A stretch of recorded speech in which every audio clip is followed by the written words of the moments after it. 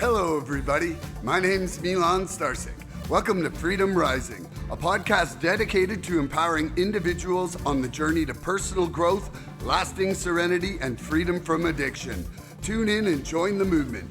Your journey to freedom starts here. We neither represent, promote, or demote any 12-step program or organization.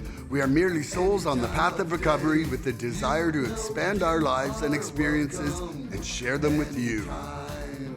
Hello, everybody. What's up, guys? Welcome to the 119th Recovery Freedom Rising podcast. I'm Milan Starcic with co-host Andrew Norman, Chrissy Lou, and Stevie.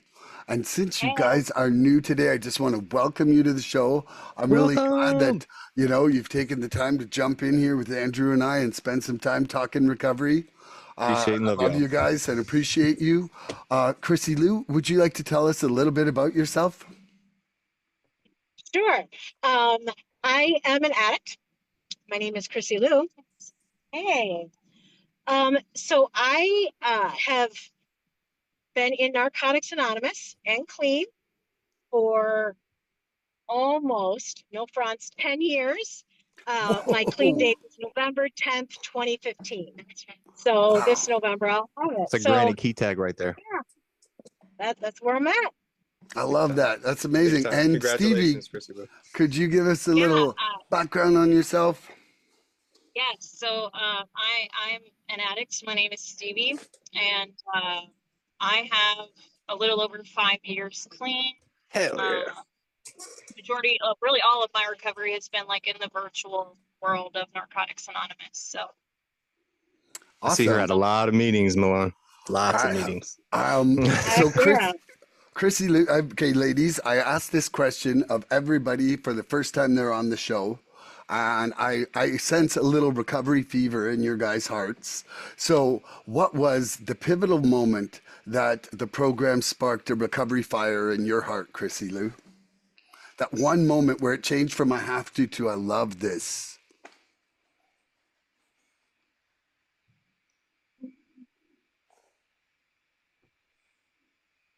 Ooh, the spark. That's a difficult question because I have thought a lot about when I knew and finally accepted that I needed it.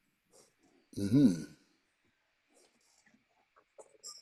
But the truth is probably the spark for me about how it can absolutely change my life and who I am and how I function in the world has been once I got into the virtual world and made the connections that I have today. And that was 5 years into my recovery. So awesome. It completely changed it. And in what way did it do that? Just from the people you met or how much more you were putting into your recovery at that point? No, I've always taken my recovery really seriously and been very vigilant about it. For me, it was, I think there's a safety for some people in not being in the same space. While that is still important, there is this kind of like, I can run away and disappear if I need to, if I get too scared. And what that did is it gave people the freedom to say, I'm going to show up and be vulnerable. And the strong people that made that choice gave other people permission to do the same. So I've really gotten to know people. Love that. Beautiful. And Stevie, what was the pivotal moment that the program sparked a recovery fire in your heart? Boom, boom, boom, boom. I don't know that I can like distinguish a particular moment, but I know it was like service related, like having like an actual commitment to a home group where there was like some accountability there I held a commitment for the first time. They say if you want some self-esteem, do some esteemable things, right? So service kind of, I think was the spot for me that it shifted from like I have to I get to. I love that. Oh, service has been so important inside my heart. Okie dokie. So we're going to roll into the program. And once again, grateful you ladies are here. Today's topic is shortcomings and turning my day around. And you can kind of see how the two are related because, you know, you certainly don't want to be living in them all day long. Andrew, can you share what this topic means to you and why you were happy to discuss this here? I can. Good to see you ladies. Welcome. It's been a little while. Chrissy Lou, I've known both of these ladies for a long time. I was I'm still really close with Miss Chrissy Lou. There was a time where her and I were connected at the hip making meetings. And I really love and respect this lady, both of these ladies, but more personally on the Chrissy Lou, man. She means a lot to me. Has taught me a lot of things, and I really appreciate you ladies being here today. It means a lot. Especially being able to have a woman in my life, just any women. I don't have a lot of women in my life that I can come and ask questions to. And obviously here lately hasn't been so much Chrissy Lou, but we're getting back into it. And, that's what's beautiful about this program is we can do that and still want the best for each other. And it's just a beautiful program. So thank you all for being here. Both of y'all are very special. So I want to tell you about the story about this morning where I was supposed to, I'll just leave it out there. I was supposed to be at work right now, guys. You talk about shortcomings and turning the day around. And this morning I was supposed to be at work. I didn't know I was supposed to have a company-wide meeting. And my boss lady, who Miss Chrissy Lou, I don't like her very much. I woke up to a text from her saying, like, where are you at? When are you going to be here? At like 9:30. And, I'm still sleeping at that point.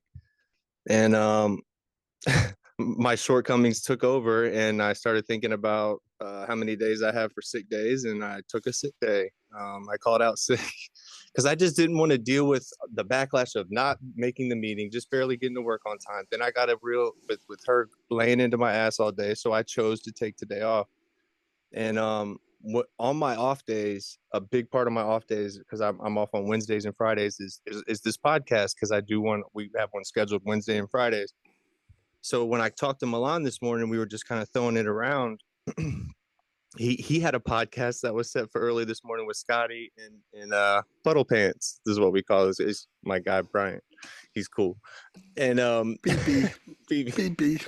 Anyways, side thing. So and so they had to both cancel on him. So he's like reeling, trying to do an extra walk and put all these things in. And I'm like, well, let me kick it around and see if we can get something scheduled. So I just put the feelers out there, and I called you, Chrissy Lou, and in real time, we're turning this day around right now with this. So you are helping us to overcome my shortcomings and turn my day around, and Milan as well. So that's the brief story into today. But yeah, shortcomings, guys, are character traits, right? Patterns, and like instincts that block us from growing, I guess, spiritually, right? Is what we're trying to do here, is grow spiritually and connect with others. And they're not just flaws, right? They're like old survival tools, because we're coming out of survival mode when we get in here, and we have these, they're old survival tools that we don't need anymore. Pride, ego. What does ego do? It edges God out. Pride. I don't know if you've heard me say this, Chrissy Lou, but pride stands for one of the primary reasons I die early. PRIDE. One of the primary reasons I die early, right? Fear, control, selfishness, all that stuff like that. Like, those are character traits that we don't really know that they're taken over. I didn't. But today I can kind of see them for what they really are, right? Almost like a signal to reconnect with my higher power. I choose to call God. Maybe surrender, and that's another thing we've been coming on a lot, ladies, is like surrender. We're really big on, like, this has been a tidal wave of surrender here lately, because if we can out surrender this thing, it's a lot easier than trying to work on the 300 things that we think we have wrong with us, or we think that other people think is wrong with us, right? And so we're really getting into, like, this is a program of surrender, not self-improvement. I don't know if y'all have ever heard that before, but that's like a big thing that we're on, is this is a program of surrender, not self-improvement. And so these character defects that come along, these shortcomings, right? It's kind of like the same thing. we have a systematic way to deal with those, to get rid of them, or to overcome them, and to be good people in this in this world, right? Because our shortcomings, I'll keep it on me. Like I was nothing but that when I came in here, and I thought I had it going on, right? And if I wasn't loaded, I didn't have shit going on. So we come to terms with all these emotions, feelings, because we don't have drugs to cancel them out anymore. And how do we go about processing those, right? So that kind of opens it up to the broader discussion. I'll pass it to you, Miss Chrissy Lou, to open it up, and then pass it to Stevie. Love y'all. All right. So for me, when I think about shortcomings or character defects, that sort of thing, I used to think that they were things that were wrong with me, things that were broken in me. And all of me was broken. Sorry, I have an alarm going off on my phone. We That's what my can't fingers hear came it, in the but hand for. I could see it being irritating. Okay. YouTube. Sorry about that. I used to feel like it was things that were broken in me, and there were so many things that all I was shattered pieces, trying to walk around as a whole person and pretend like everything was okay. What I've come to learn in recovery is that the shortcomings and character defects that I have are normal human emotions. Every person has them. Every person deals with all of those different feelings and emotions and actions. And it's about, because I'm an addict, my natural instinct is to do everything to the extreme or not at all. It's black or white, and there is nothing in between. So when, like, even not to contradict you, but it came up when you said it about pride. Now, one of my character defects is something called false pride, right? It's feeling better than or less than other people. And so for me, like, and I can, mind you, I can feel two things at once. So I can be better than you, but less than her. Like, it's not that I'm just all crap. But when I'm feeling less than, then I feel like I'm all bad. And when I'm feeling better than, I feel like I'm the shiznit. I feel like I'm the cat's meow, right? So for me, because it's easier for me to look at how bad I am, because I've learned to go to the extreme of certain character defects out of survival, one of the things I'm working on is building up my self-esteem. And in some of that, I have to have pride in the things that I do correctly, pride in the things that I don't do that are incorrect.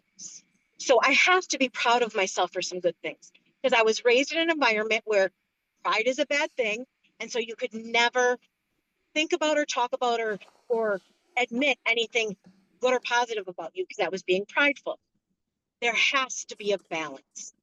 That's what I've learned in Narcotics Anonymous, is that there is a balance of things, not too much, not too less.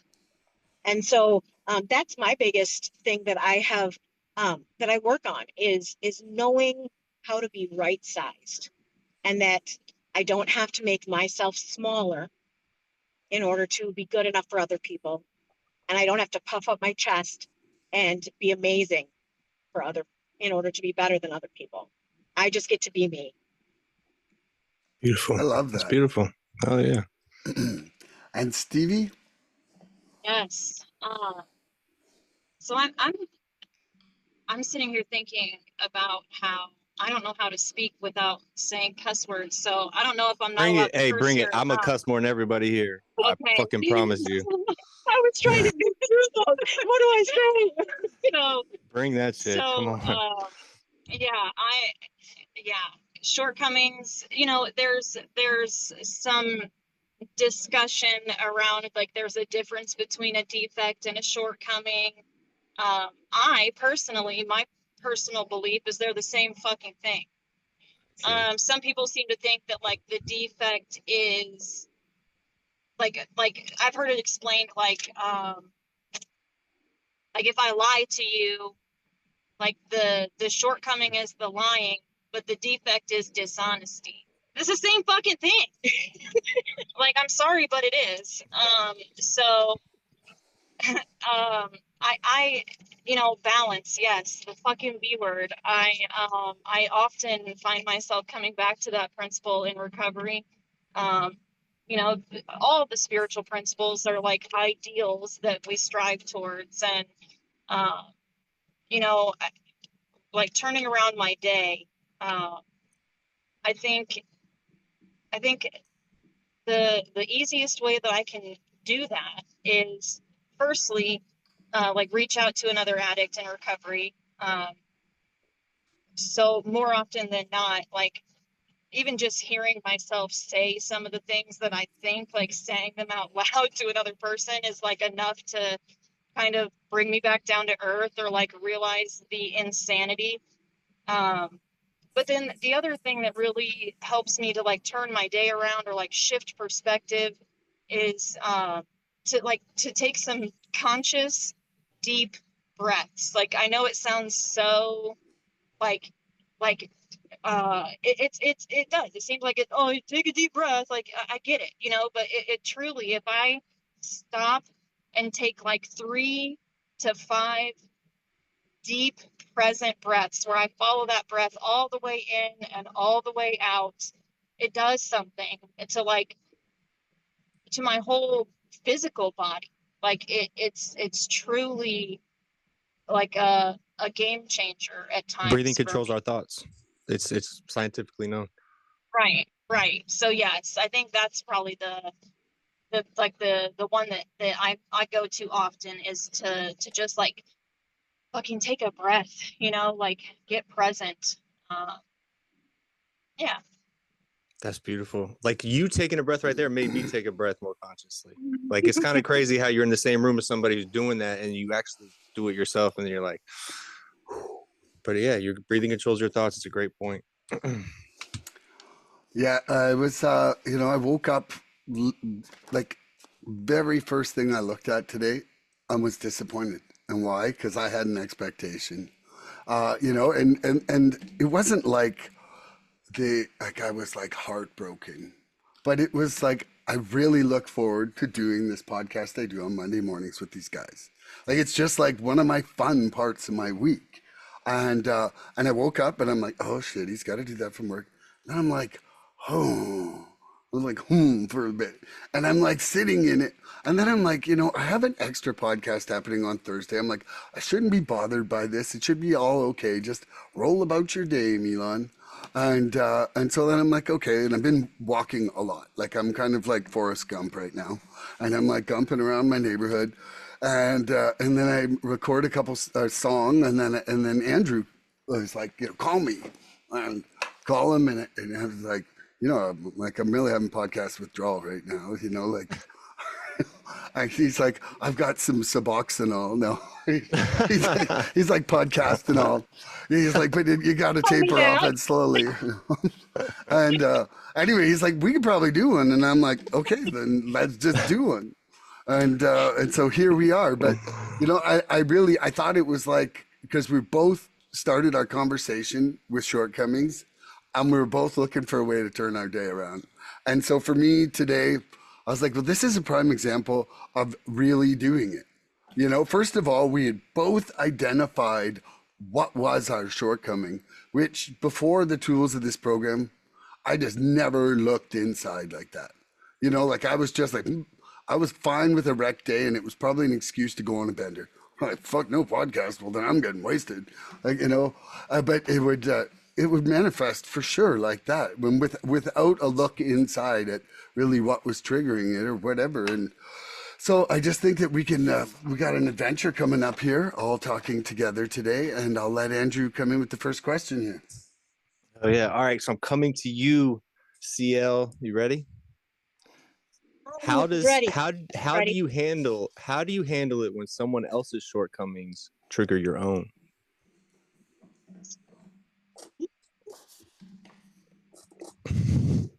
Spicy. I gotta get spicy. Come on now. You want me to answer this here? How do you handle it when someone else's shortcomings trigger your own? Well, there's two options that I have on how to handle it. I have when I have not been doing the things that keep me in the right mindset and keep me in my recovery, then I can get pretty nasty and gross and mean and or run away and hide, blame you for why I'm feeling the way I'm feeling. But when I have been doing the things, feeding my spirit by being active in my recovery, I am in active recovery. I can recognize that I'm having big feelings and it doesn't make sense why I'm having such a big feeling about this. And I get to go, I don't know what's going on. I'm going to reach out to my network. I have been able to build a network today that know me, that love me, that accept me, that when they tell me the hard things, I know that they're not trying to hurt me.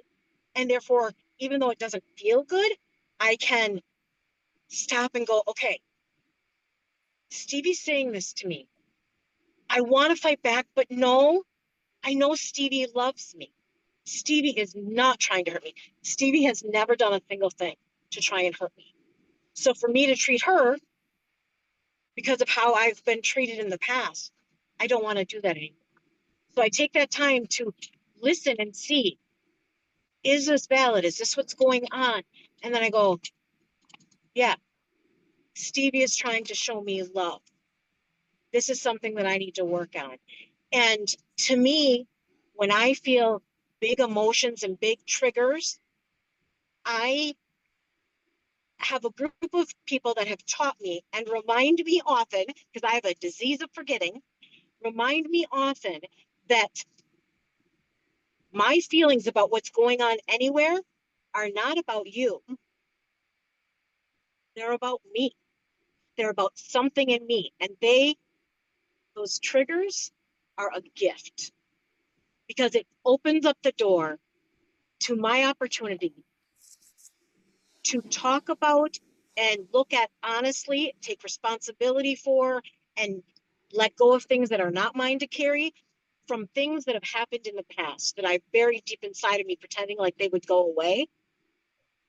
And so those triggers open up the door to say, wait, remember this? You tried to hide me, but I'm still here. It's okay for you to feel these feelings, to take ownership for what is yours and let go of what is not, and heal from that and not carry that weight anymore so that that trigger isn't there. Triggers are an opportunity to recover for me today. Love that. I like that a lot. I agree with that too. Love that. All right, I'm coming to you, Stevie. Are you ready? All right.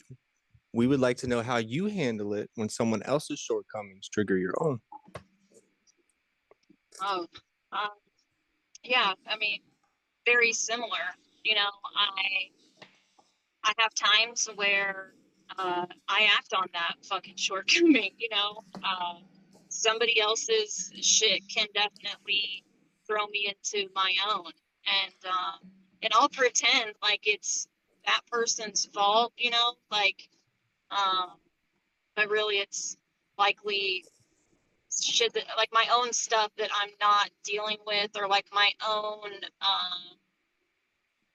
conflict, or just like uncomfortable feelings in life that I don't want to deal with, that I attempt to avoid. And yeah, I do though have opportunities today where, like, when someone else's shortcoming triggers, oops,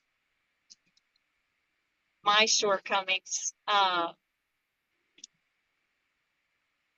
Yeah, if I'm spiritually fit and like I can see it, you know, I'm able to like catch myself in the moment because I have a conscience today, and like I have some uh like intuition of self, like insight into self. And so yeah, like if there are times that when that happens, I am able to recognize like, okay, this is there's something about this individual or this person that like is bringing something up in me that maybe I don't even know or understand yet, you know.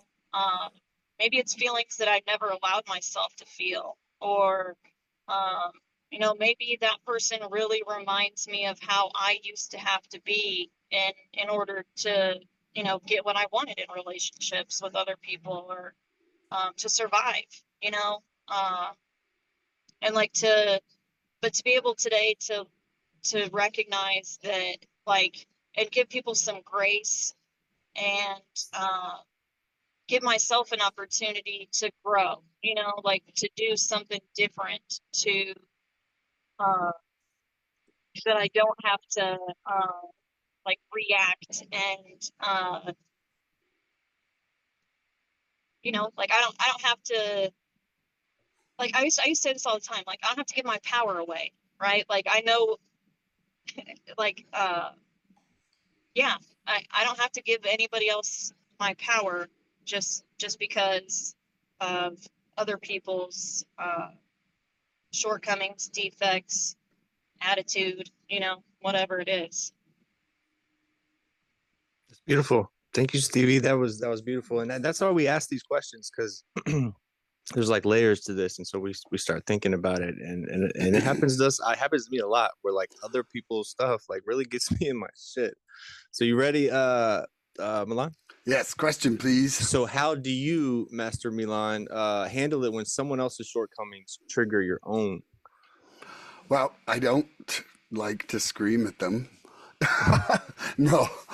If I'm sitting at my kitchen table, I have my Harry God box there, Oh, and I yeah. literally They don't know what the Harry God box is. We get Okay. all personnel bullets. Okay. So look, real Okay. quick, ladies, before Okay. if no one, if somebody says never been on this podcast before and you talk about a Harry God box, we have to Okay. stop and explain it. He's gonna explain Okay, my friend Bryant, he had a sponsor named Harry, and Harry told him to get a tiny little box and put a slit in it and call it the God box. And so it's a good visual representation for giving your will away. And Yeah, so, you know, when you're gonna act out on in a defect, or just, you know, at the start of the day, you could write it and put it in there. And once you put it in there, you're not allowed to think about it anymore Gone. because it's gone. And so on my kitchen table, I've got one, and I got a piece of paper, and I got a pen. And it's like sometimes I'll be talking to someone, and I'll just be like writing stuff out and ripping it off and putting it in, and like it's just like I can smell, like sometimes I'll get up in the morning and I'm just like, whoa, okay, there's this happening right now, and I'll just start writing it out and I'll put it in there. And for me, I'm a visual guy, and it's a really good representation of stuff that I'm just not allowed to think about anymore. Like once I put it in there, I've seen it written down. I'm like, oh, that's not mine anymore. Like, you know, and so if I'm sitting at the table, it's one thing for sure that I'm doing there. I try to remove myself. I try to remove myself from the situation because I'm still highly reactive. You know, like I'm still like, wow, like I can be like a real fuck you fast. Like I like be like, whoa, what just happened? And you know, and then I'll get in that frame mind of like should and deserve and all these things like you shouldn't even, and it's like no, that's I say shooting all over yourself. Shooting all over I yourself. should my pants like. Yeah. but yeah, and so for me the best thing is to step away and cool down, step away and cool down, start step 10 in myself once I've left, you know, really kind of taking a look at it from that perspective, and then generally kind of making an amends like as soon as I can, because whether the other person's gonna or not, I need to keep my side of the street clean or I just start going crazy, you know. And if I remove myself and I start walking, I'll generally actually start praying about it, where I'll pray some gratitude for that person. I'll be like praying some gratitude for this opportunity for me to learn in this circumstance, for this struggle that I'm going through, and that's where I try to do it. I'll try to pull it out like that. But first things first for me is get myself out of there if I'm starting to just letting an ass make me an ass, because like then they win, and I hate when they win. Is that yeah? So was that your answer to my question too? Yep. I think it was. So that was the soft opening to that Harry God box, ladies. I just know we can get off track quick when that just phrase comes out, because it's like, what is a Harry God box? That just doesn't sound proper. And it's not hairy at all. It's not like a hairy chia pet that blows fire or anything like that. To me, it sounds like exactly what we as addicts would do. We could just say a God box, but it's so much more fun to say a hairy God box. I know. Like JJ's come on here and JJ's like, before I put anything in my God box, I'm gonna want to shave the hair off of it first. Like it's just crazy the different like things that we've talked about around that, where it's like I'm at a used sex shop here getting a hairy God box. Sorry, just it's very funny.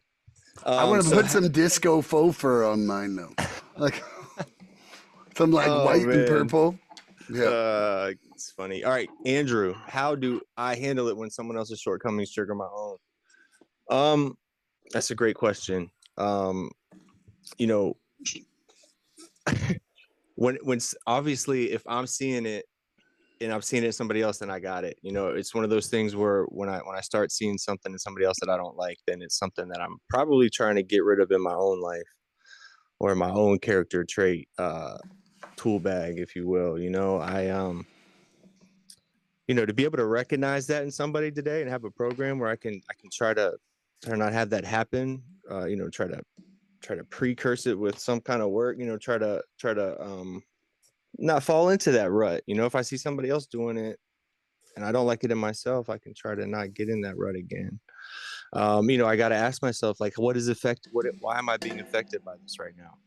It's that pause button that we talk about a lot, being able to kind of use that pause button, because I didn't know what that was when I was using drugs. I mean, I didn't know what that was, and I got to remind myself they're just another human being too, with their own struggles. Everybody, we all put our pants on the same way, and we all go through struggles, and we're all just human beings, that feel, we have feelings, right? And we say this a lot, like, it's a fact we feel, but feelings aren't facts.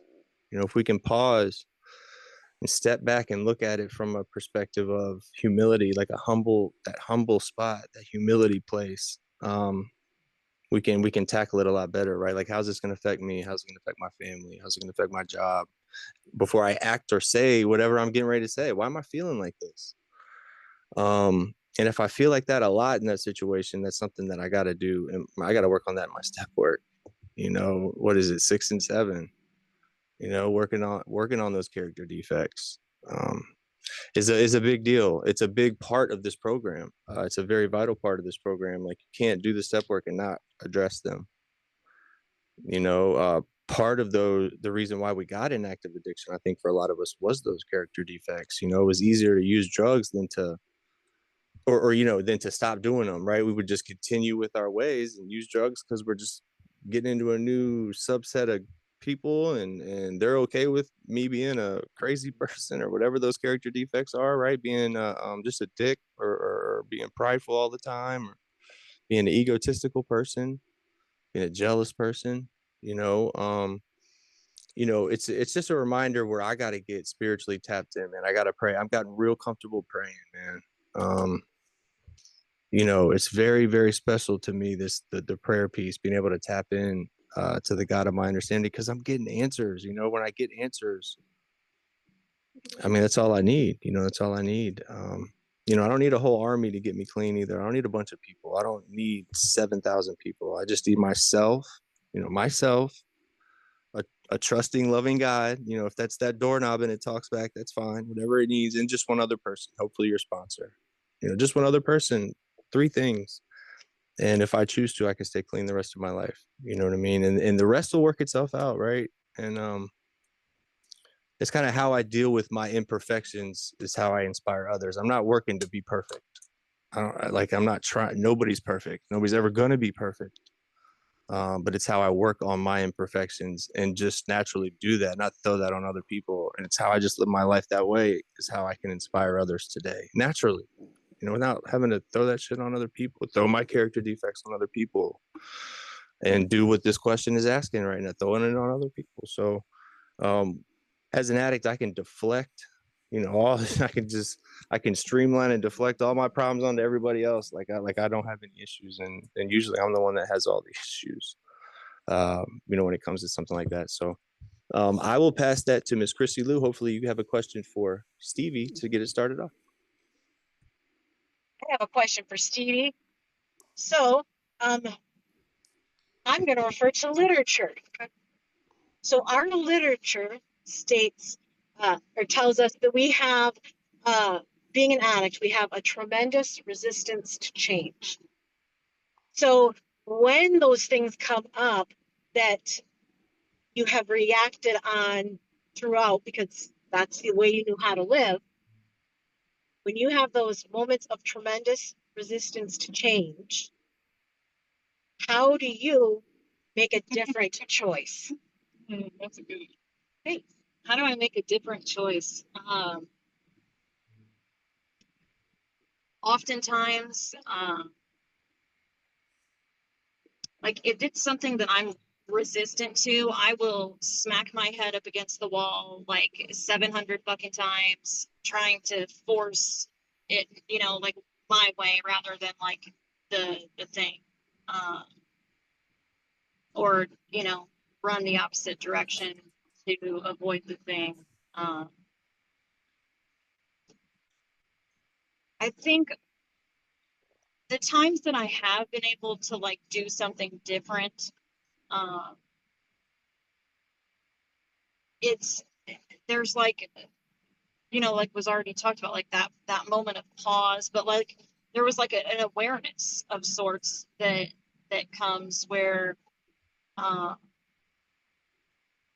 and I say it like this, it's awareness, acceptance, and then action.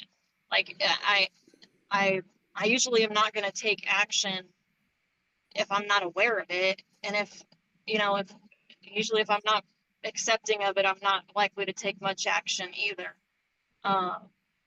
So like, I guess it starts with the awareness of like, there is a different way to do something,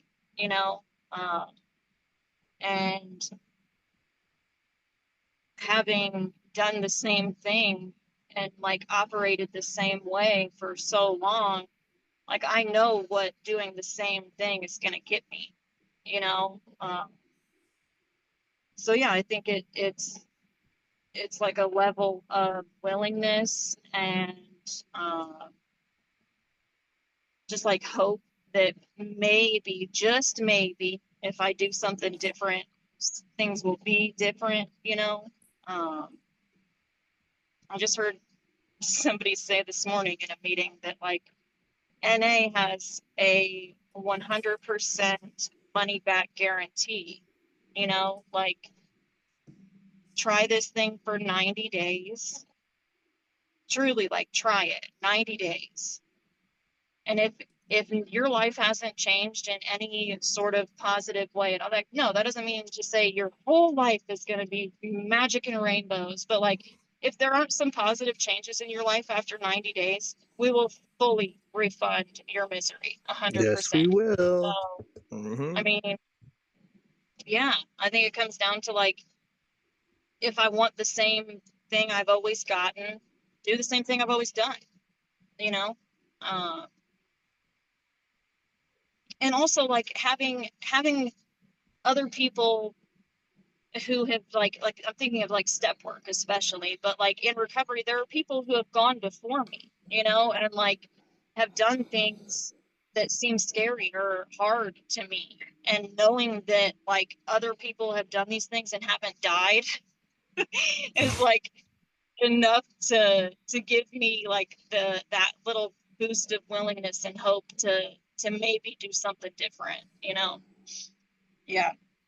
That's beautiful. Hey, nothing think changes if nothing changes, Stevie, right? Yeah. And I love the train in the background. The train in the It background makes is it look dope. like they're Right? spinning Train in a came through right circle. as they're Yeah, like stopping. go like this and hold on to the wheel. Be like, you'll be like spinning in Yeah, circles. you guys look like you're. That's awesome. Oh, all Okay, right. can So you ask then, me that Kim, question, Chrissy Lou? I sure can, Milan. So, our literature tells us that our disease, we have a tremendous resistance to change. When you are in that place where something happens and you have that tremendous resistance to change, what do you do to change that? So I had a Too much really land. great addiction surrender. Like it worked awesome.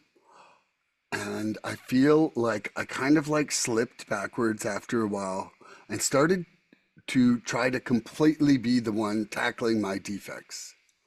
And I felt like I was kind of like plateaued here over the winter that just passed. And then we had friend Tom Smith come on the podcast, and he initiated the great resurrendering of 2025, where he said, "This isn't a program of self improvement. This is a program of surrender," and it just kind of really hit me right at that moment where I was like, because all my struggles right at that point were from me not surrendering them and was from me fighting them. And so since then, right at that same time, I met this other lady who in this in a group that I joined, and she does a wonderful job at like showing gratitude in every circumstance, like even in the shitty ones or the what I perceive as shitty for now, right? Might be my best lesson in my life ever in 2 years.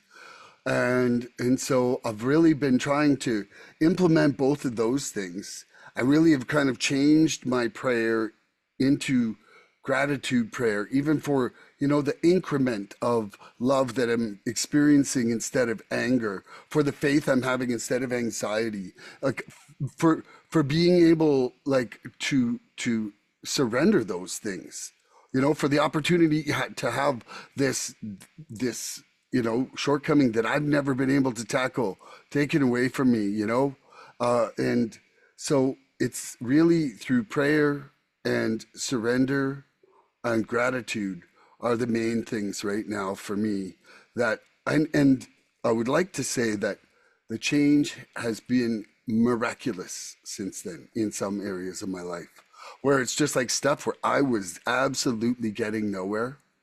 I hired the shittiest guy in the world to do it. I'm like 52 years of being a shit ass anger remover. Let's hire him, and then get angry at him for not doing his job.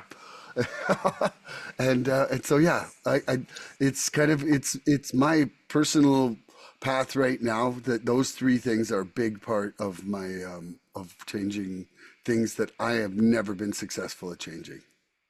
beautiful, man. It's beautiful. Chrissy Wonderful. Lou, I'll take that question, please.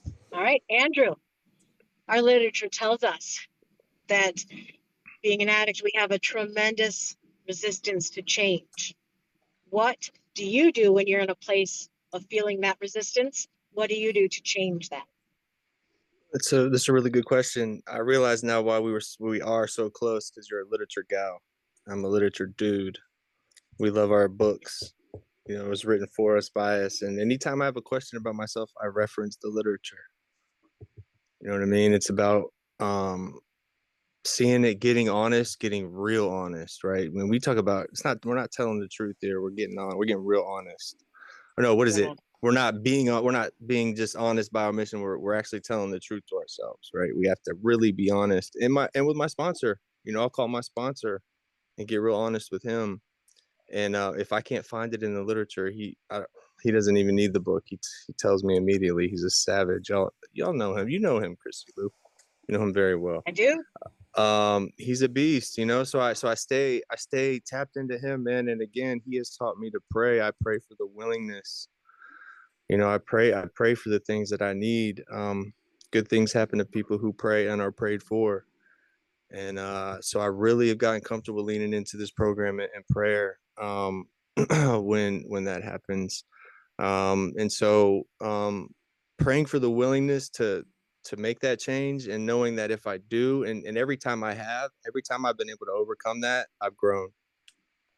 There's been growth on the other side of that each time, man. When you asked that question and I just started thinking about the times recently that I've done it, I have grown exponentially after that. So it's about pushing through that pain. You can't give up when that pain hits your doorstep, man. Because if you do, like, your brain will keep track of that shit, man. Your brain will keep track of you shutting down, and it'll get a lot easier and easier every time, where your brain's like, bro, we shut down last time, you're gonna do it again. Like, we don't need to do that. We don't need to push through that shit. And then on the opposite side, if you do push through it, pray through it, surrender through it, that's another thing. I surrender that shit too. I surrender it, and then I get my answer. And if I can push through it, a lot of times on the other side, I'm able to grasp why that pain was there, and process it, and then take with it what I need out of the situation. And so with that being said, what am I afraid of in this situation is what I got to ask myself too. What am I really afraid of here? And what do I have to gain? And if it's not anything that is really necessary to me, why put myself through the struggle of doing that? I see movement. It felt, Yeah. blew it over. At least it didn't turn it off. Well, So I had to plug it in because I was worried about it dying. So that was yep. that would be Now something. you but got I an got the anchor on end. it, though. It's tethered now. Yes, we are in there. So yeah, look, I've learned that the pain of staying in that rut, or staying in that position, it eventually becomes greater than the fear of changing. Does that make sense? Like the pain of like sitting in my shit any longer and not just pushing through it, eventually will be greater than that fear that I'm having in the beginning of it to begin with. So that's kind of a specific point that I always try to remind myself too. So that's a great question, Chrissy Lou. I would like for you to answer that for yourself. Thank you. So our literature states that we have a tremendous built-in resistance to change. So when things are happening, or I'm feeling a certain way, feeling triggered, things are bringing up, what do I do to change that? For me, it's about what happens long before that. I had to practice doing things that were different for a while,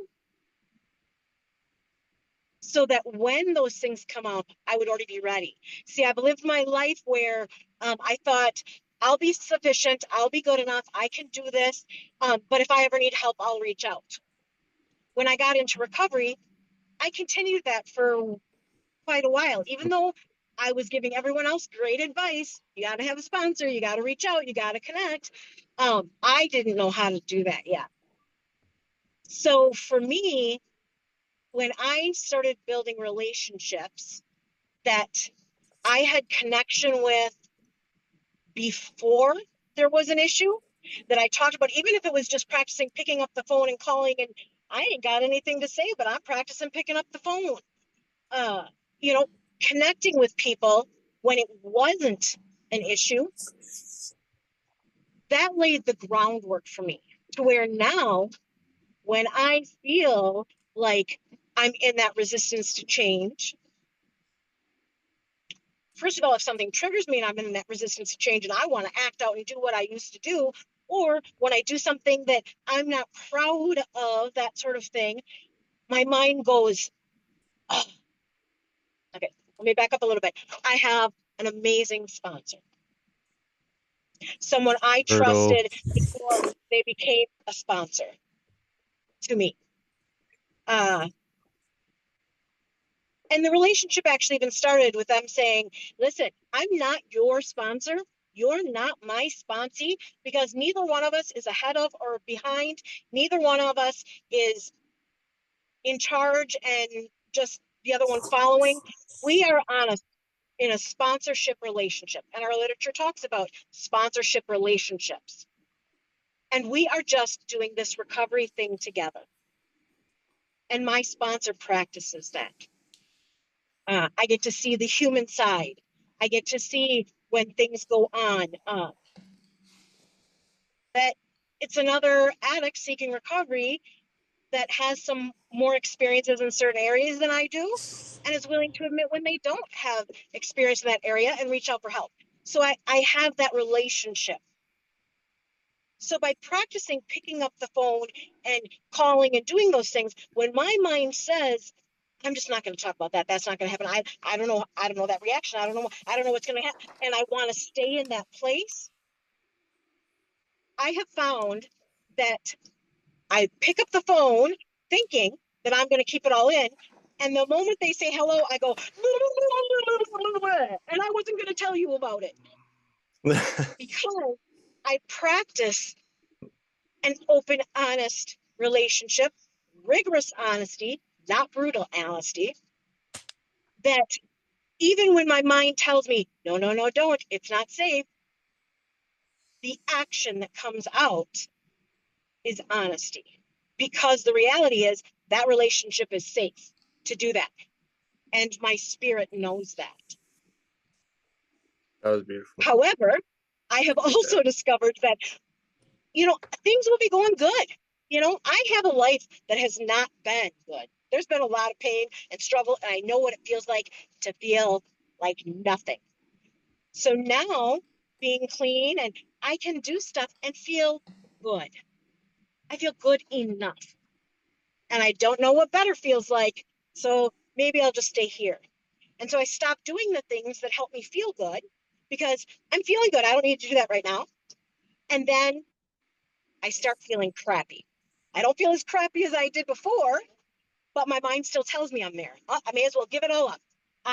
This program doesn't do nothing. Me changing, me doing different things doesn't do nothing because I just still feel shitty. So I've got to stop and remind myself, is that truthful? No, I remember what it was like. I got to remember the depths that it was and what it felt like and realize that, no, while I'm not feeling good right now, it's not as bad as it was. And I often think that I'm going to wait to take action until I feel better so that I can take that action. Like, oh, I should be writing on steps, but I don't feel good. And I don't know how this is going to come out. And so I'm going to wait until I feel better and then I'll do that. And then I don't ever do it because I don't ever feel better. Great because point. that doesn't count. So, Great point. When I talk to my sponsor and I'm feeling crappy and I don't know why, and I don't know, and I just get the question, have you written on steps? Well, no, I haven't. And then I go, okay. I don't want to, and I don't think it's going to, but I'll sit down and do it. Sometimes it's even, I'll prove it that won't help. I'll show you your suggestion ain't going to help. Yeah. And it's not because anything against my sponsor, it's because of me, right? And my rebelliousness. Yes, thank you. And so I'll show you, and I sit down and I start writing, and almost immediately I start feeling better. I still don't feel great, but I start feeling better, and I feel the desire to continue on that part right there. And then all of a sudden I notice I'm being better in meetings, and I'm being more cheerful, and my relationships are going better, and I go, oh, see, I knew things would get better. And I have to remind myself, why did they get better? Because I did something different. I often think what will work and what won't work, and it's the exact opposite. That's what I do, I guess. We don't get better by being I answered bitter. the question. I don't even know if I answered my own question. That's the beautiful thing. It doesn't matter, and you did. But we don't go by question bitter. accuracy. We go by awesomeness. Absolutely, that was beautiful. But That was I awesome. want to be perfect. Well, there's no perfect. There is no perfect. Exactly. Stevie, do you got a question for me now? Sure. What can you do today to surrender? Ooh. Okay. Man. Well, okay. I can start by grease. doing gratitudes right in the morning. That's part of it. My Harry God box, which I implement, really is part of my morning pretty much every day. I can keep myself in a good frame of mind by resting and eating all right. and I'm really, really seeing the benefits of exercising right now. I'm uh, moving till my heart rate goes up has really started bringing back some of my brain that I really fried with drugs. And it's just recently, like the last week even, I've really noticed the substantial clarity starting to creep back into my thoughts, which I'm really grateful for. And but for me, the surrender really comes in my praying gratitudes. That's really the way that I have been able to do that. It's I can be like, yeah, I surrender all day long, but it's like somehow when I'm praying the gratitude and kind of like creating that affirmation and visualization of the change. It's kind of like when I did step 6 the first time, and like now you've done 4 and you've got all your defects and shortcomings, and it's like, I'll call it the list of shit, because it's really like it's not very fun at that point. But to take all of those, I did it. I remember I did it one afternoon with this other lady that was in recovery, and it was basically like we took every single one and put an arrow across to what the opposite was, right? And so then it was like that was really cool, where it's like, okay, I'm angry now. Well, that's an opportunity to love. I'm feeling a lot of anxiety right now. Well, that's an opportunity to gain some faith. And seeing it like that was a real was a, like to me, it was actually one of the most positive part of the doing the steps. Was I was like, wow, I can see what life will be like when these changes happen. And that kind of visualization and willingness is kind of like all I see that we get as a part. And the rest of it really, we are literally surrendering that to all the rest of the changes happening by our higher power. And, so back to the great resurrendering of 2025, March 2025. It's, it's my life changer. And I'll leave that there. Thank you for the question, Stevie. I'll take that question, Yeah. Stevie. Yeah. What can you do to surrender today? Well, I took a deep breath there. I surrendered when I took that breath. I mean, there's a lot of things when I do them. Man, I just being tapped into him, being able to surrender everything. What can I do to surrender? I pray. I mean, the simple question, the simple answer is prayer. But when I really, really think about that question, I got to dig deep and I got to accept what is. I try to accept the situation as if I almost willed it to be that way, and then act on and lean into the situation instead of a situation hits my plate and then I act like an asshole and then I try to reel back from my actions in that situation. I try to lean into the situation as if that was where I wanted it to be. 'Cause it's a lot easier to do it that way. It's a lot easier to do it that way. I was constantly fighting things in active addiction and even in recovery, fighting things because I'm not using drugs. So I'm not like, yeah, it's great. I'm not just flowing with everything because I'm loaded anymore. I've actually got thoughts and feelings about what's hitting my table. And so being able to lean into those situations and still remain a good person, like whatever it is, and have morals, values, know that I'm going to show up a certain way every single time and be consistent. I have a new thing here. What is it? Discipline without gratitude can turn into obligation, and gratitude without discipline fades into complacency. So that's where what happens when you're dealing with complacency, Milan? Tell them. Come place your ass in the seat. Come place that ass in the seat. Same word. You get it? Sorry. I think Chrissy Lou got that one. But yeah, so you're dealing with complacency. Come place that ass in the seat. That's what Sean tells me.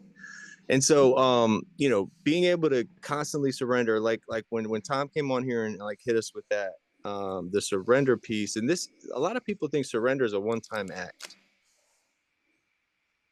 And it's not, man. It's a daily, if not more than that, it's a daily practice that we have to do. And the surrender thing, it changes too for us, whatever that looks like for you can change. And that's what the beautiful thing about this program is like, this is not a God program. Like, this is not a Jesus that walks on water program. You know, God, get off drugs, the great outdoors, group of drug addicts, gift of desperation, whatever you want to call it. We just call it God because that's the most common known term worldwide for a higher power, right? So it doesn't have to be this God thing. Like I know God's got me, but this program and our diversity is our strength. Like, whatever works for you spiritually and whatever works for me, let's meet it in the middle and let's just recover and stay clean. Like, whatever works for you is perfect, right? Whatever works for me is perfect. And like, if you have a desire to be here, like we need you. So the surrender piece is really, love is my thing, Miss Chrissy Lou. You already know that. Like, love is the answer. Like, we're not going to argue about that. It is the most powerful drug in the world. It does not lose. Chrissy Lou, you haven't heard my new take on this, and correct me if I'm wrong. I've layered it up to, love is obviously the most powerful spiritual principle in this program, but love, and think about this, love is the most powerful word in the world. Internationally, worldwide known for what the power it has behind it. There's not, name another word that's more powerful than love. I'd have to think about it. See? Well, all right. So think about it and get back to me. You won't, promise. I will. I will. I've even thought about the word God being one that was more, because, but love is God. God is love, right? Like, and a lot of people. I've already got it. I'll tell you what, a word that's more powerful: fear. Because it's easier to fall into and to accept. Love yes, eats fear. Love chomps fear. It does. Love chomps fear. But it's easier to stay in fear than in love because of the world that we live in. Even faith is more powerful than fear. You already know that. If you're a literature crowd, you already know that. I love it though. You threw the gauntlet, dude. She just threw a glove back. No. Fear ain't even in the picture, man. When love or faith answers the door, it ain't even at the door anymore. Right. When we're doing the right thing, of course that's there, but it's easier for us and it's more natural for us to stay. And when I say us, I mean people, not just addicts, to stay in that place of fear. It holds us back. It keeps us from loving because we've been hurt by love before. It keeps us locked up. It's powerful. We'll have this conversation later. We'll go back and forth on this because I don't believe you. All right. So I think we should have a podcast called Fear versus Love, the Battle Royale. Let's do it. So yeah, get back in on surrender. It's a daily practice for me, man. It's not like I did that to begin with and and then it's time to go now. And I was saying this the other day, ladies, surrender is like learning how to float. Remember when y'all learned how to float in the beginning, where you were in the water, you just flailing about and you're getting water in your mouth and you're like, how do I float? And mom's like, just let go. You're like, you just gotta let go, and then you start floating. So the surrender process, gotta learn how to do that, man. You know what I mean? If you don't know how, pray, push, pray until something happens. Pray until something happens. It'll start happening. So that's my answer. Great question, Stevie. You want to ask yourself? No, Chrissy Lou. Chrissy Lou. That's what I meant. Yes. My bad. Chrissy Lou, what can you do to surrender today? Thank you, Stevie. Why was that funny? That was hilarious. That was beautiful. I don't know why. It was the intonation. It was great. Cool. Well, okay. What can I do to surrender today? I'll tell you, I had to do a lot of that today because today is a great day for me. I got to meet and spend time with someone that I have been wanting to for the last 5 years and was in that resistance for many different reasons. And I have been really excited and my anxiety was not up to here. It was farther than my short little ass arm can reach. And what happens is when I'm in that wanting things to go a certain way and I want and this and that and I'm doing everything wrong, and that disease was loud as hell to me right today. And so all of that thing is coming up and I'm worried about this and I'm worried about that. And oh my God, what if they're gonna hate me because I'm the one who always, and of course when we were talking about it yesterday, I'm like, oh, I'll be there way early because I'm always the one who shows up early because I'm afraid of being late. So I have my entire life practice being way too early, right? And so all this, and so yesterday I said, oh no, I'll be the one sitting there waiting for you. And I was the last one to make it here. So, and I knew it, I had that all going. So what did I do to surrender today? Again, it's something that I did before I needed it. I have given people in my life power to say what I need to hear.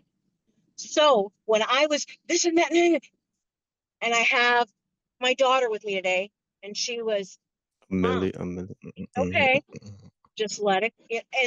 And she said these words that I went, you're right. I'm not in control of this, and I don't need to try to be in control of this. And so then it goes on, and then the phone calls that you and I were having, and texting and trying to communicate with people, and all of a sudden, and I can, and I gotta, and I want to make this happen, and I gotta, and it gets going again. And so then I'm calling Stevie to try and see if she's wanting to do this today when we had other things going on, and so and on the phone, and I get the response from the person who I'm talking to that I have given permission to tell me what I need to hear about. It's okay. We'll make it work. It'll be all right. And so I have given people permission.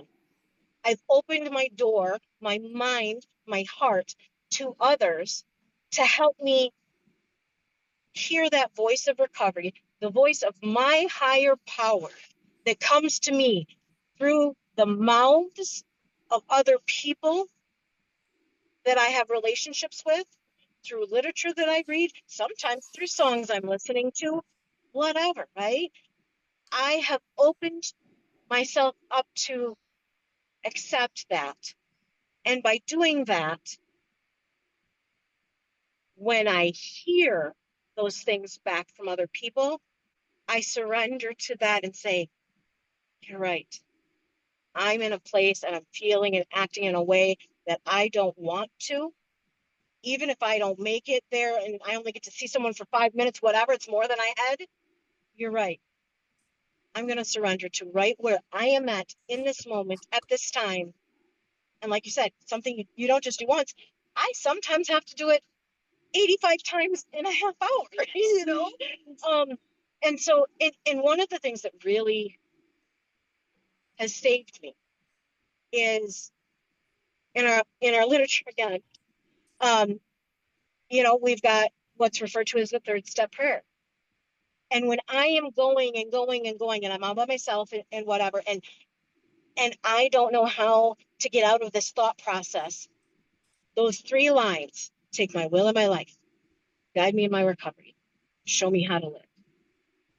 Those are easy for me to remember, and I go to there. And I have practiced just saying them over and over as a mantra because it helps me get out of that crazy spiral of thinking, that obsession and compulsion that our disease is, and it takes me in another place. And when I have done that, I have found that every time, it's not always immediate, but every time I will, as I'm in that, like I get a phone call from another addict struggling about something, and instantly I can help them and it pulls me out of my nonsense. So I surrender to the process today to the best of my ability and give permission to others to tell me when I'm not. Awesome. That Now, Stevie, can you ask yourself? Yeah. Uh, I what can I do to surrender today? I too am of the belief that I surrender every day, multiple times a day. Um, and the like practical application of surrender to me is like attending a meeting, sharing at a meeting, reading some literature, writing on my step work, connecting with another addict, like answering the phone when an addict calls. These are all forms of surrender. Uh, ultimately to the Narcotics Anonymous as a whole, which is a power greater than me. So, yeah, I can attend another meeting. I can pray today. I can meditate today.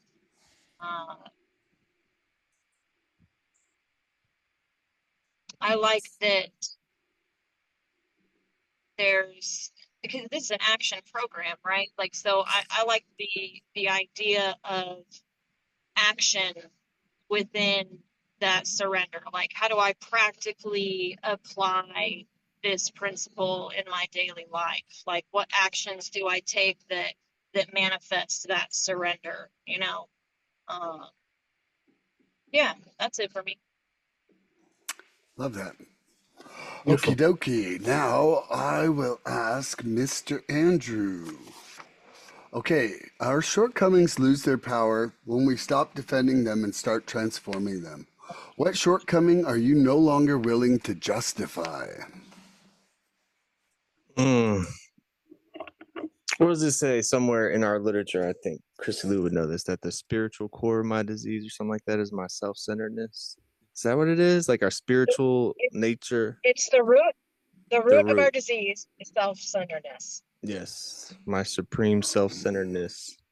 That was your question. What was your question again? What What is the shortcoming are you no longer willing to justify? yeah. Shortcoming I'm willing to justify, like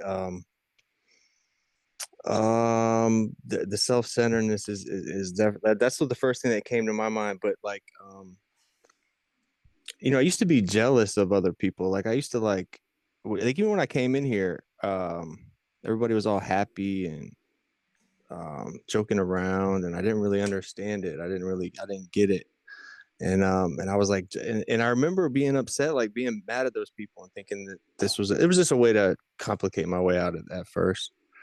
And so I was jealous of those people. Like they had this belief system and they were all singing from the same hymn book and kind of talking with a little lingo, and I just didn't really understand why I was implanted into this thing and why and how it was going to work for me. Um, but I realized, like they were telling me I could have all these things. They wanted to give me all these things, and I thought y'all were full of shit at the beginning, but it wasn't the case. Y'all really did let me love you till you learn how to love yourself and do all this other shit. I was able to turn that into to growth and strength. That jealousy turned into like these people really really really did have my back and really loved me for nothing else than like what we survived the same near death catastrophe, right? Like we've all been to hell and don't want to go back. you know um Religions for people who don't want to go to hell, Chrissy Lou, and spiritualities for those who've been there and don't want to go back. We've been there before. We've been there. A lot of us sometimes clinically have died and come back. I think you've been there. You've been there, girl. Both of y'all, you two, I know for a fact. And there were no heavens gates and hearts playing for you up in heaven's band, was there, Milan, when you hit those doors? Was there? It's cold. It's a cold place, Cold, man. dark. So being able to turn that once jealous feeling into a source of community, right? I felt the love. I felt I was given so much hope and love when I got in here, man. I didn't know what to do with it. I didn't know what to do with it except take it on. So jealousy is probably my biggest one, is the one that I just don't really deal with it anymore, man. The jealous part of it, I'm just, I'm into self-acceptance today. Like I'm into accepting who I am and building self-acceptance. It makes me a secure individual, right? If I'm trying to build self-esteem, which is great, do self-esteem to build self-esteem. Yes, you're right.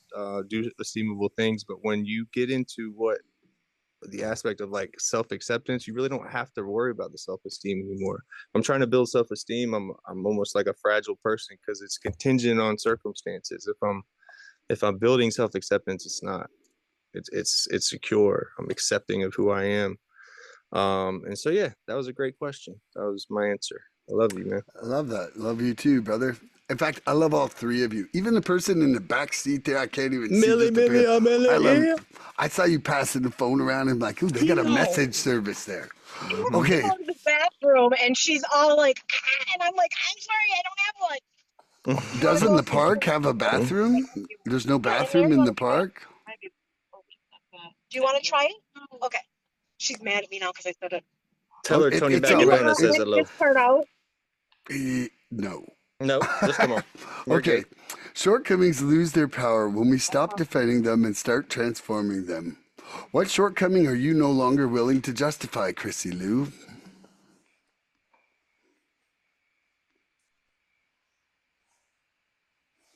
Um,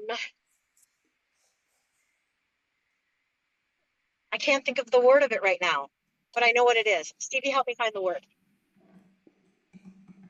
Part of my issue is when I am embarrassed about my own actions and I've done the wrong thing and I don't feel good about it.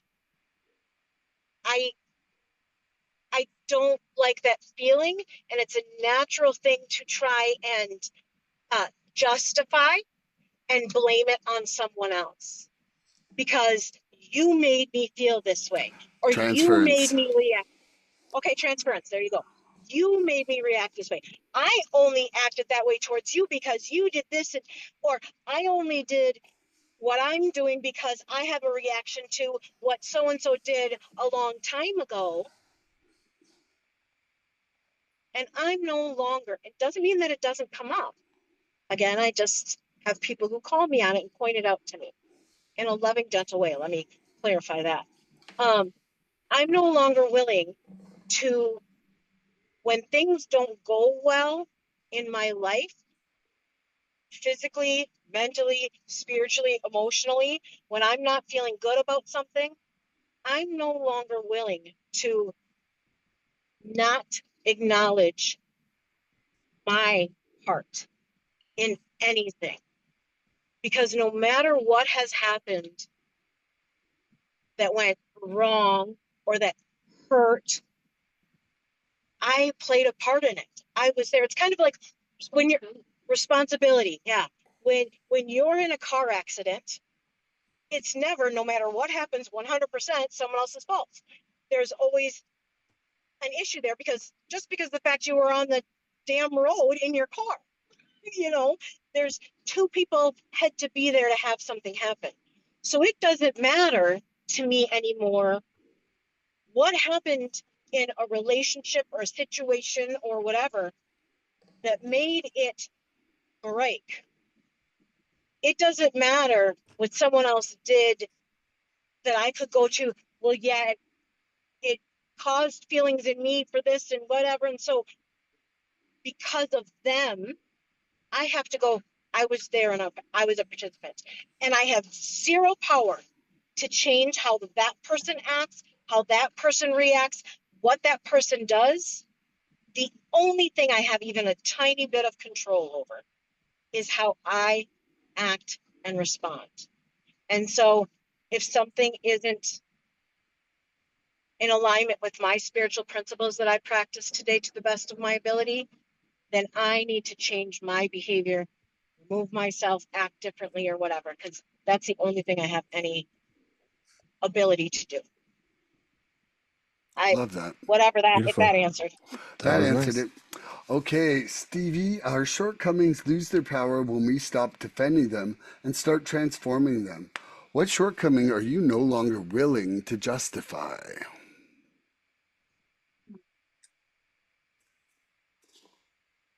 I think acting out on my anger. It's like I've it took me getting clean to realize how angry I was. And, before getting clean, I would physically act out on my anger. Uh, I would throw things, just violence, uh, and even like cut people with my mouth. Like I can really cause harm. And that's something that I really don't tolerate from myself anymore. Like, yeah, I can be mean spirited at times, but like generally, like I don't act out on my anger anymore in a some sort of physical manifestation of that anger. I think that's my answer. I love that. And Milan, our shortcomings lose their power when we stop defending them and start transforming them. What shortcoming am I no longer willing to justify? Like, if you reverse the order of what you guys answered, that would have been the three things that I was going to say. But, you know, and for me right now, for sure, I do feel that it's anger, and it's not like rage anger or something like that, but it's just like negative in a way that I don't want to be around it. Like, I'm like, ooh, I'm like, if somebody else was acting like that, I would not want to be around them.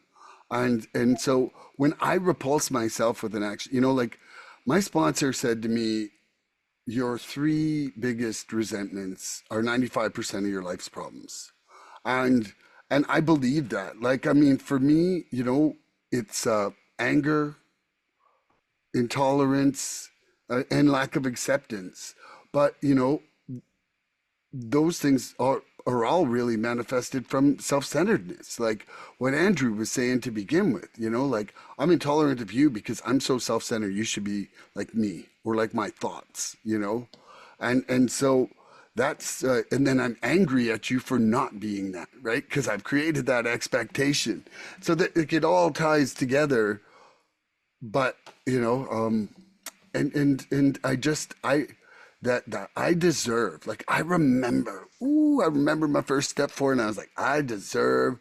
And I was going to have this lineup of people out there to the left, single file line, ready to apologize, because I was thinking I'm going to write this out, and there's going to be this lineup. Like I'm going to have them locked into no choice but apology here. And it was my part. And I'm like, could you please step over to the right and I'll apologize to you one at a time now? But I was certain that I was justified. I was justified on all my resentments. And now I'm like, I really don't even just want to feel them. Like I'm like, not only am I not justified, that's the beauty of step work, is you can't unsee it. I'll never not see what I know now to be the most ridiculous Milan ever, that I was living for so long. And even if I can't stop him from coming back to town, I can kick him out faster and lock the door. Put face Milan. Yeah. I don't like that dude. Well, yeah, I don't like that dude either. Anyway, I think that pretty much pulls my answer in there. But I love all you guys, and I'm grateful. What kind of time amount do you guys have? I just wanted to check. One. You're done? Yeah. I was gonna say. Okay. Okay. Cool. No, Cool. That's all good. That's why I was checking in, because we'd all done one round, and we've got pee-pee pants in the back, and we want to make sure that she gets to the bathroom before there's an explosion. Well, we've had it happen before. Okay, well, you know what? See, like even that though, I'll just say real quick, that was beautiful. Because used to be, I wouldn't know how to say, no, I'm done. It's whatever you need. And ready to say done. And yeah. Beautiful. So there we go. You know what? We're going to have another day and another time. About to get hit. Gotta go. Yeah, that's right. I'm super glad you guys showed up here today. Here. That was really cool. I appreciate it was really that. Cool. First it of was many, Chrissy Lou. Come on. Yeah, it was awesome. And I love you guys. I love you, Andrew. And tune in next episode for more recovery fun. Bye-bye, everybody. We love you. Please help us help others. If you like what you've seen here today, please subscribe and share this podcast and help us get to 100 followers. We're looking for interaction with our audience. So please email recoveryfreedomrising@gmail.com or contact Milan South Okanagan Starcic on Facebook with questions, topic suggestions, or just comments. We'd love to hear from you.